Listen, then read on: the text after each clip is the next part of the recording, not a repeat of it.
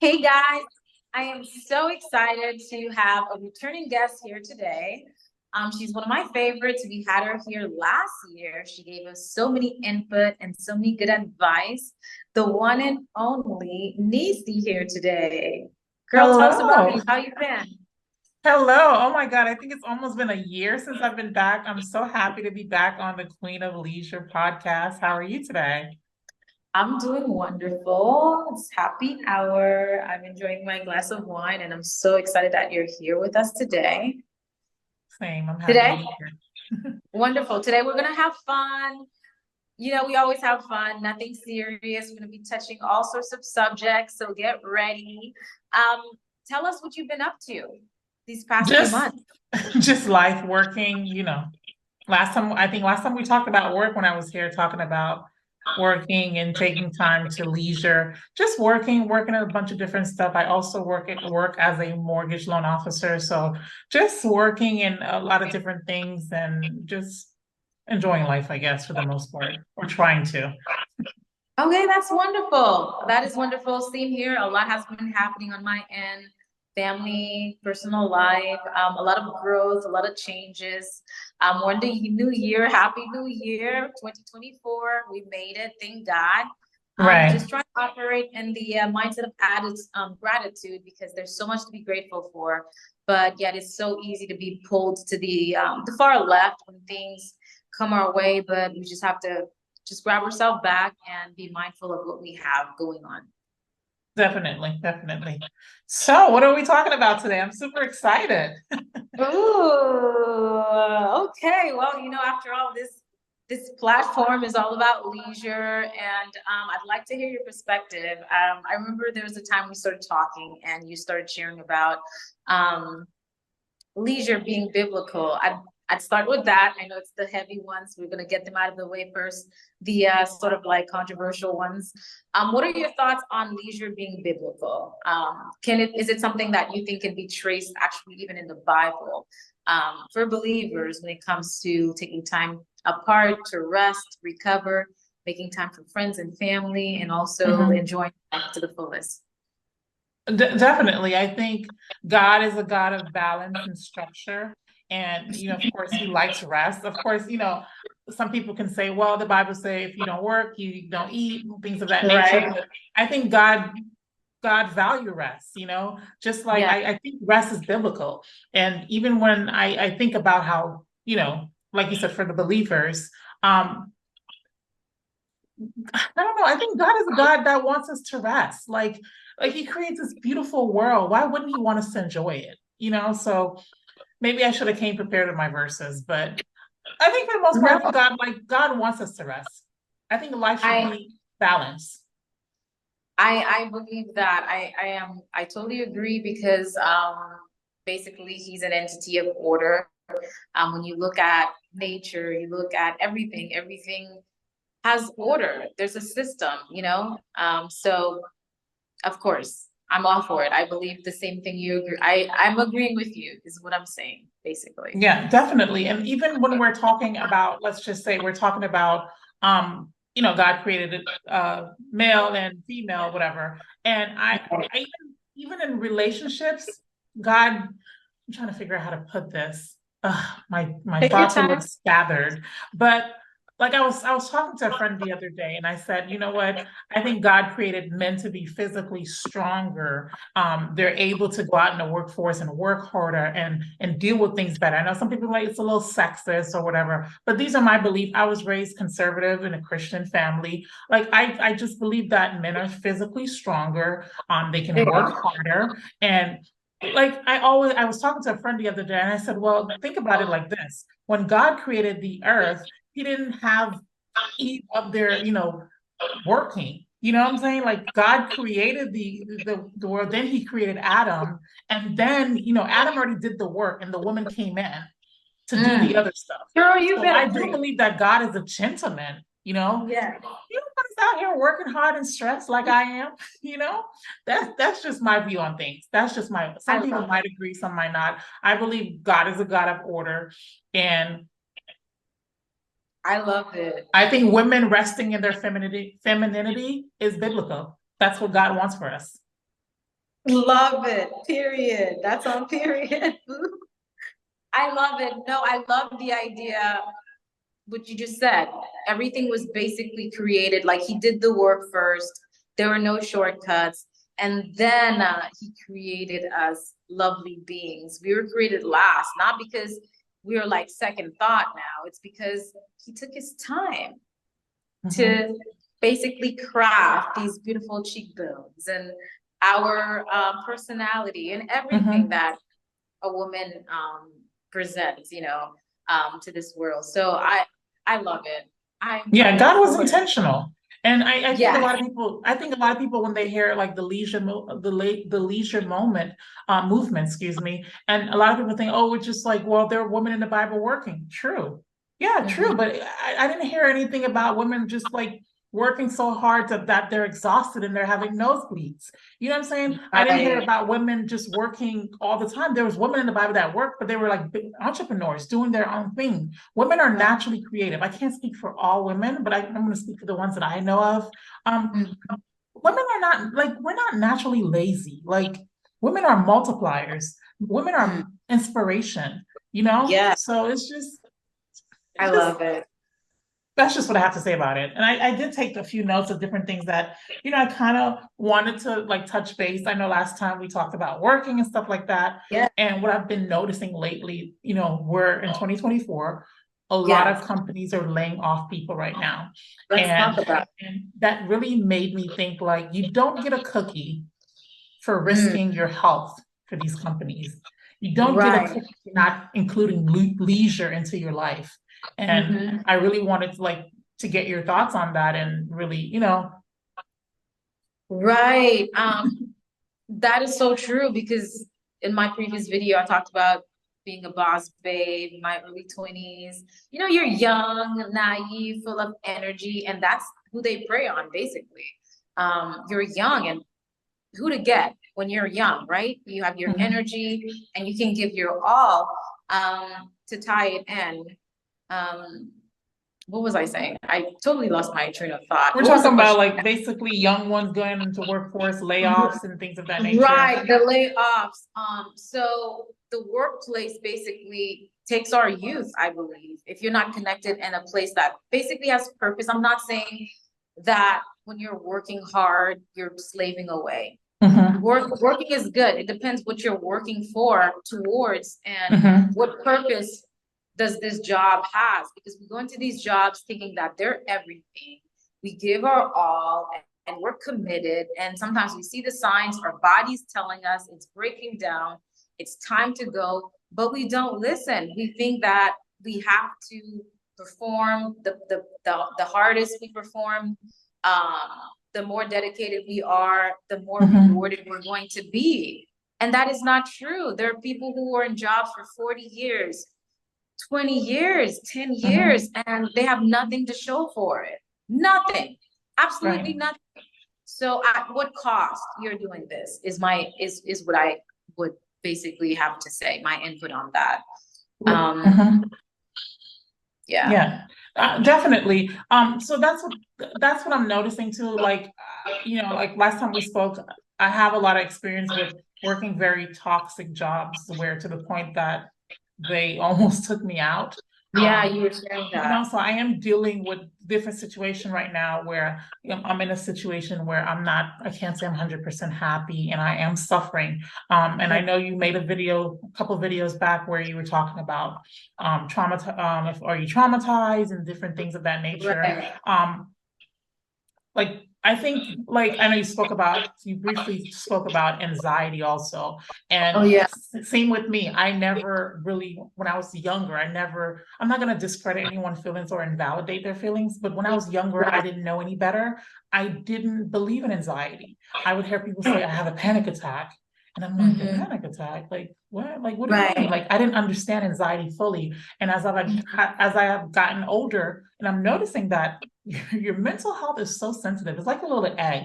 You have to treat it like a baby. You're strong, of course. You're strong. You can, Right. put up with things through life. But at the same time, your mental health is very important, and that's why I love your movement.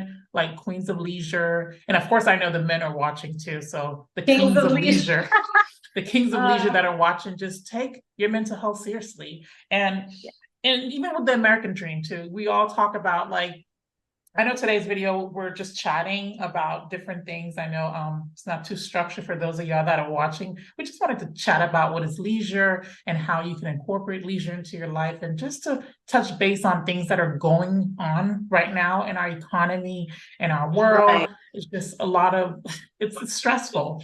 But even with the Ability. American dream, like I remember, you know, what it was, the American dream when we were growing up, we heard is like, you know, you get married, you have, what is it, 2.5 children, a white fence, and And right. Like, let's be real. Do you like, how do you feel about that? Do you really feel like, you know, American dream is still alive in this time that we're living in? I think it looks different for everybody. Honestly, I feel like that's the picture. That's what was taught to us. That's how it looked like. But I'm so glad we live in an era where we're so diverse, we're so open. So everyone's path is different. Your American dream may look different than mine. I think the issue comes to when we try to like conform to that said American dream, like how it's supposed to be with the kids, the husband, the 5, 6 degrees and all that stuff, when in fact everyone's path is different. I'm realizing it's not my dream. I came believing that it was my dream. Being here, living in this beautiful nation. I appreciate America so much, but there's a lot of things that I feel like is broken within that system. This American dream system. It works you to death, and you basically have nothing to show for it at the end of your older golden years. Yeah, that's And that's my while you're saying this, I'm thinking, and I said, why wasn't it named the American life or something? Why is it called the American dream? Like you, in order to dream, you must be sleeping. So right. it always blows my mind. So I want to live the American dream. I'm like, if you're dreaming, you're sleeping. Like, let's keep it real. Ooh, So is it? that's good. It's just, You're like in it a just, trance, the American dream, the American and slavery, can we say? I mean, the American. it's and I don't want anyone to think that we're being ungrateful. I am grateful for Right. America. I think America is Yes. one of the best country in the world. Let's keep it real. America, you could be born as a poor woman or a poor man and you die as a millionaire, a billionaire. America has a lot of opportunities for everyone, no matter who you are, where you came from, if you have an accent or not, whatever the case may be. America is a beautiful country. Let's keep it real. It is. But at the same time, we have to be real. You know, there's no, everything's not perfect. Just the working culture is just it's So in balance, we need more work awareness. Um, Speaking of work awareness, how does that even look like for you? what do you mean? Like work awareness as in Just like work balance, we call it the work-life balance. Is there, I think work-life awareness, awareness of work. How can we better working? Still being able to work where it's not costing you your mental health or your physical health physical health. or and all that stuff. Like, how can we create if we were to create a system from scratch and they're just asking random people, what can we add? Or how can we change this blueprint of this American dream or this work system? What number one thing you can say, you can add on there to change it? To be quite honest with you, I don't think the system was not intended for us to work and have work-life balance. I don't think it was even back then. Like the people used to work more than now. So they just came up with the 8 to 5. Like I don't think America values work-life balance. It's like work, work, work. And a lot of people are like, well, you should be grateful you have a job. True. Because but at the same time, you have to understand, like, a lot of people right now are struggling. They are. They're working and they cannot survive. Like, let that sit and sink into your head. Like, working is one thing, but when you're working, you still cannot survive. There is a Yeah. problem. Right. There's a Now, problem. I agree. When you say survive, what do you mean by that? I mean, like, I don't know if you have TikTok, but a lot of people are complaining that, the cost of living has risen. So home Yeah. prices, everything has gone up, but our paychecks are getting smaller. Because if your paycheck is not rising to at least meet inflation, you're getting a pay cut. The longer you stay at that job, you're getting a pay cut because everything's going up and your money's like everything has gone up like this, and your paycheck's like this.